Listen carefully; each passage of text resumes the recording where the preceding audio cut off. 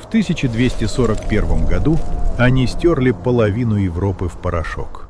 Непобедимая, безжалостная и идеально отлаженная военная машина сжигала города, стирала с лица земли армии и забирала сотни тысяч жизней.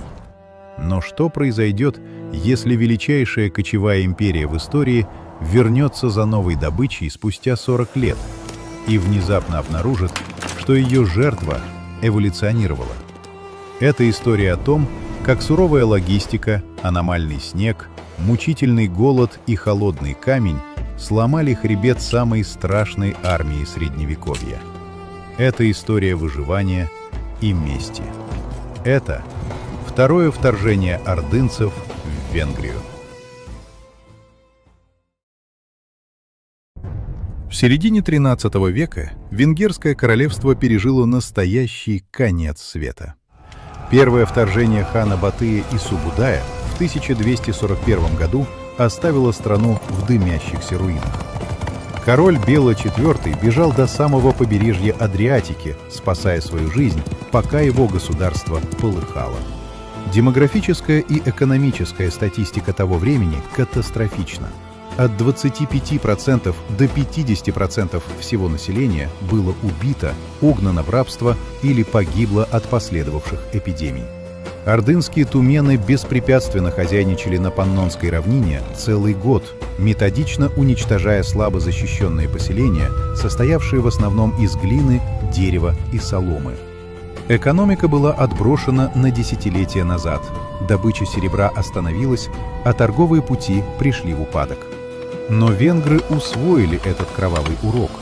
Страх перед новым вторжением стал национальной паранойей, которая заставила королевство измениться до неузнаваемости, полностью перестроив свою инфраструктуру. К началу 1280-х годов разведка Орды донесла: Венгрия снова раздираема внутренними смутами, молодой король конфликтует с церковью и могущественными баронами, а казна истощена. Для амбициозных ордынских лидеров это выглядело как идеальная мишень для молниеносного и прибыльного удара. Как Венгрия готовилась встретить свой главный кошмар? В 1241 году ее защита состояла из архаичных деревянно-земляных фортов и легкой кавалерии, которая просто не могла тягаться с виртуозными конными лучниками степи. Вернувшись из изгнания, Бела IV, заслуженно получивший прозвище «Второй основатель государства», радикально перестроил всю военно-административную систему. Он начал раздавать баронам коронные земли с одним непреложным условием — строить неприступные каменные замки и содержать их гарнизоны. Это был тяжелейший логистический и финансовый вызов. Требовалось организовать добычу камня, нанять западных инженеров, обеспечить работу сотен воловьих упряжек для доставки тяжелых блоков на крутые холмы. За 40 лет венгры возвели около 100 новых фортеций, 66 из которых были полностью высечены из камня и располагались на стратегически выверенных возвышенностях. Изменились не только стены. Традиционная легкая кавалерия уступила место тяжелым рыцарям западного образца. Их кольчуги и глухие шлемы выдерживали град стрел, позволяя сминать врага в плотном контактном бою. Особое место в новой тактике заняли наемные пехотинцы и арбалетчики. Тяжелый арбалетный болт гарантированно пробивал кожаные и ламеллярные панцири кочевников с дистанции, на которой ордынский композитный лук терял пробивную силу. Вчерашняя легкая добыча превратилась в ощетинившегося сталью дикобраза. Зимой 1285 года Орда нанесла свой удар. Вторжение шло по проверенному плану 40-летней давности, разделяя силы на два колоссальных фронта, чтобы заставить венгров растянуть оборону по широкой дуге. На юге, через Брашов и Трансильванию, шли закаленные тумены могущественного Беклярбека Нагая, ядром сил которого выступали опытные всадники мангытского юрта. На севере, прорываясь сквозь заваленные снегом перевалы Транскарпатии, двигалась основная армия амбициозного чингизида Талабуги. Силы вторжения были огромны.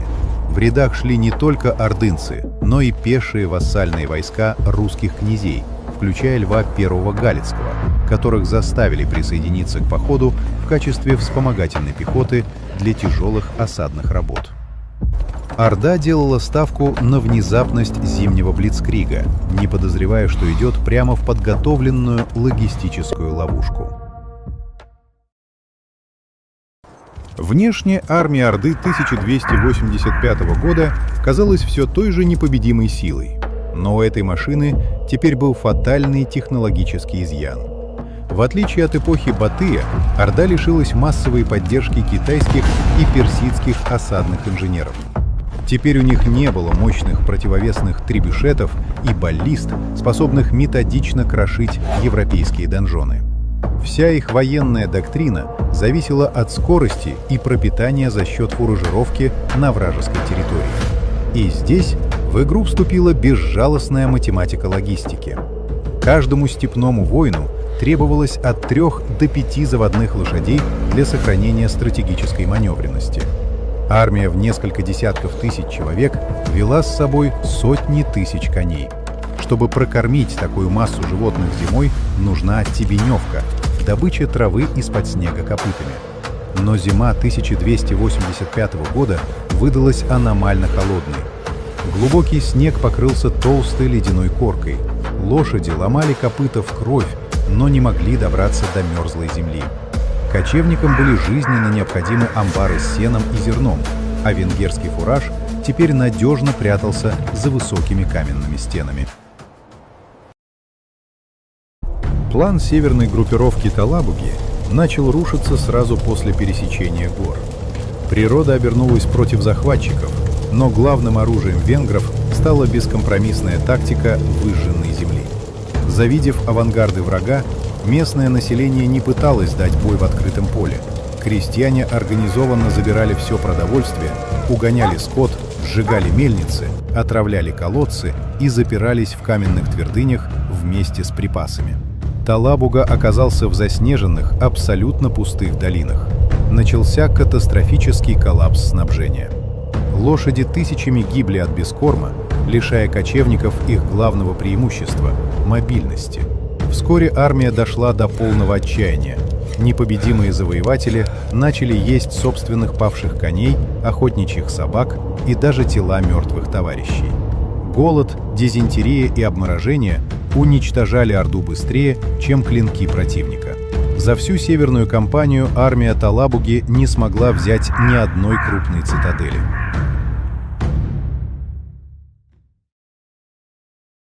Конфликт 1285 года — это еще и столкновение парадоксальных личностей.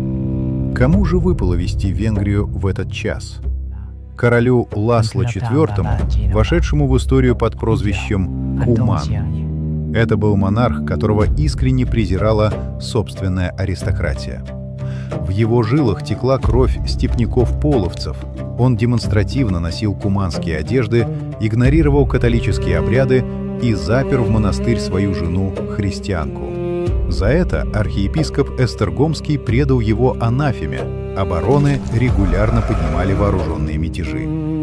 Ирония заключалась в том, что Орде противостоял король, который по духу сам был степным военачальником.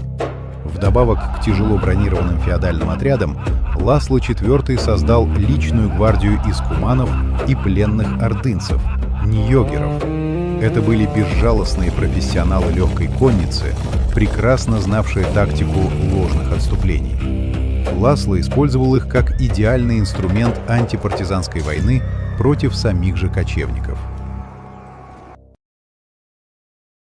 Истощенные, обмороженные, больше похожие на толпу оборванцев, орда Талабуги все же добралась до центра страны и сожгла предместье Пешта. Но это была абсолютно пустая победа. Неукрепленный Пешт был заранее эвакуирован. Население надежно укрылось на другом берегу Дуная за массивными каменными стенами крепости Буды. Оттуда гарнизон методично организовывал дерзкие вылазки, уничтожая разрозненные отряды фуражиров. В этот момент Ласло IV нанес свой решающий удар. Наспех собранная, Но превосходно вооруженная королевская армия, ядром которой были закованные в железо рыцари, перехватила измученных ордынцев в холмистой местности. Тяжелый таранный удар бронированной конницы в сомкнутом строю разорвал боевые порядки противника. Истощенные ордынские кони были не способны на скоростные маневры. Смертоносные залпы венгерских арбалетчиков окончательно смели тающие ряды степняков. Армия Талабуги дрогнула. Хан отдал приказ к немедленному отступлению. Путь назад через промерзшие горные ущелья Карпат превратился в кровавую партизанскую мясорубку. Местные бароны почувствовали слабость зверя. На отступающих ордынцев обрушилась вся ярость региона. Отряды саксонских колонистов, влахов и легкая конница трансильванских сикеев нападали из заранее подготовленных засад. Они валили деревья поперек узких троп, устраивали каменные завалы и методично расстреливали застрявшие в снегу колонны сверху. Корпус Талабуги был уничтожен практически полностью.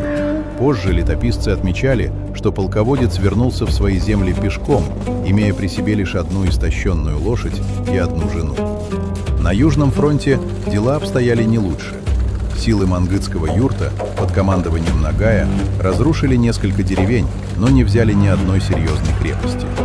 Столкнувшись с организованной обороной и серией контратак трансильванских войск под командованием воеводы Роланда Борши, Нагай был вынужден уйти, бросив большую часть обозов и потеряв множество воинов. Вторжение 1285 года стало не просто локальным военным поражением Орды. Это было окончательное и бесповоротное крушение мифа об их абсолютной непобедимости. Венгрия на практике доказала всей Европе, что степную экспансию можно остановить не молитвами или данью, а безжалостной тактикой выжженной земли, грамотной логистикой, толщиной каменных стен и сталью тяжелых рыцарских копий. Великая империя кочевников больше никогда не осмелится на масштабные вторжения в Центральную Европу. Эволюционировавший каменный щит принял на себя удар и выстоял.